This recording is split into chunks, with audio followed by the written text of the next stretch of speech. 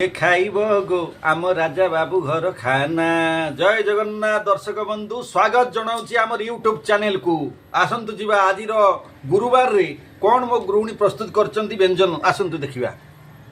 अरुआ भात ता सांगे घी पड़ी ओ ये तुम सांघातिक व्यवस्था होती। एपटू आसवा हरड़ डाली जीरा लंका देहरे घी देहरे भगरा बगरा ये आसतु।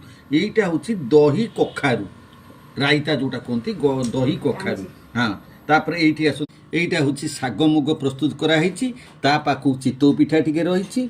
ये देखु जो कखारू फूलर जो कढ़टा से भजाई यार टेस्ट बढ़िया आसो। ये घुगुनी रही। ये अच्छी घांट तरकारी कखारू बड़ी आलू सारू बैगण ये पड़ी बुट डाली पड़ी गोटे घांट पूरा एकदम प्रस्तुत कराई। ये अच्छी गोटा कखारू फूल भजा आ पाखरे लेंबू टिक अच्छी पापड़ टिक अच्छी। ये प्रकार आज व्यंजन प्रस्तुत होती। आपण मैंने देखु टे लाइक करूँ कमेंट दिंतु और सब्सक्राइब करेंगे।